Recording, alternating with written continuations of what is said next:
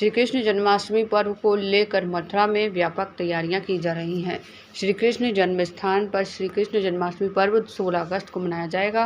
श्री कृष्ण जन्मस्थान सेवा संस्थान के सचिव कपिल शर्मा ने मीडिया से बात करते हुए कहा कि भगवान श्री कृष्ण के 5252वें जन्म उत्सव की भव्य बनाने के लिए सभी व्यवस्थाएं सुनिश्चित की जा रही हैं। उन्होंने कहा कि 5252वां जन्मोत्सव इस बार विशिष्ट और भव्य होगा। रजत मंडित गर्भगृह की छटा श्रद्धालुओं को शोभायान मान लगेगी। उनका कहना है कि ठाकुर जी इस बार सिंदूर पुष्प बंगले में विराजमान होकर अपने भक्तों को दर्शन देंगे।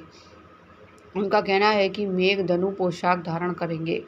उन्होंने कहा कि सनातन मूल्यों की रक्षा के लिए संत महंतों एवं धर्माचार्यों से जेहाद से भी एक होकर मुकाबला करने का आह्वान किया जाएगा।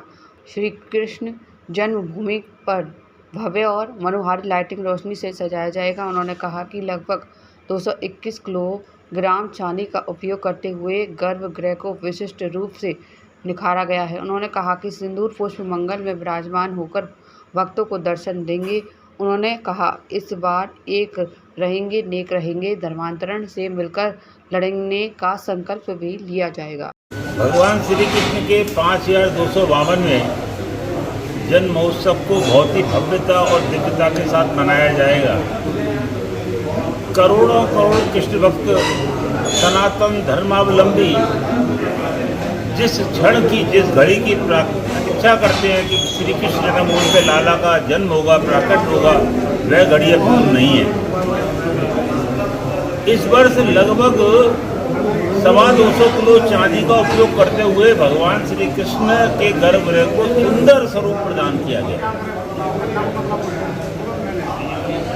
भगवान के जन्म महोत्सव को सुंदर सुचारू और भक्तों के लिए सुलभ बनाने के लिए जो भी उपाय हैं वह सभी पुलिस और प्रशासन के साथ मिलकर सुनिश्चित किए जा रहे हैं। ऑपरेशन सिंदूर अभी जारी है। वह ऑपरेशन जिसमें स्वयं सुदर्शन चक्रधारी भगवान श्री कृष्ण की नीतियों, उनके ज्ञान, गीता और महाभारत के दर्शन हुए, ऐसे ऑपरेशन सिंदूर जिससे प्रत्येक राष्ट्र भक्त गौरवान्वित हुआ और विश्व अचंभित है।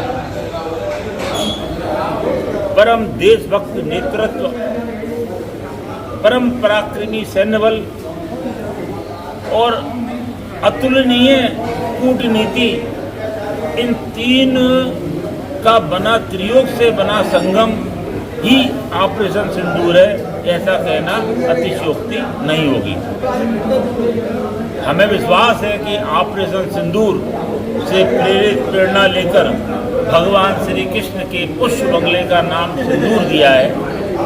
करोड़ों करोड़ भगवान श्री कृष्ण के भक्त जो स्वयं दर्शन करने पधारे वो तो आनंद लेंगे ही, जो संचार के विभिन्न माध्यमों से सिंदूर पुष्प बंगले में विराजमान श्री ठाकुर जी के दर्शन करेंगे तो वह गौरवान्वित होंगे। उस आध्यात्मिक आनंद से गौरवान्वित होंगे, उस ऑपरेशन सिंदूर के पराक्रम से गौरवान्वित होंगे श्री ठाकुर जी की कृपा से, और निश्चित रूप से उनके आनंद में अतुलनीय वृद्धि होगी, ऐसा हमारा विश्वास है। प्रत्येक वर्ष श्री कृष्ण जन्मभूमि पर जन्माष्टमी संकल्प होता है। बिना संकल्प के कोई पूजा की पूर्णता नहीं है। तो कहते एकम बलम समाजस्य तद्भावे स दुर्बलः, कि समाज में कोई दुर्बल व्यक्ति है वह भी यदि एकता और संघ में रहता है तो वह बलशाली है। हमारे पूज्य श्रद्धेय प्रधानमंत्री जी, हमारे श्रद्धेय मुख्यमंत्री श्री योगी आदित्यनाथ जी महाराज, इनका एक न रहोगे तो नेक रहोगे। उनके ऐसे वाक्यों से प्रेरणा लेते हुए हमारा संकल्प होगा इस वर्ष इस अवसर पर कि एक रहेंगे नेक रहेंगे और धर्मांतरण से मिलकर लड़ेंगे। आज धर्मांतरण का जिस प्रकार स्वरूप प्रकट हो रहा है वह बहुत डरावना और भयानक है। पहले प्रताड़ना, लालच देकर धर्मांतरण कराया गया। आज छल, बल, धन, लालच से धर्मांतरण कराया जा रहा है। समाज को सजग करना होगा।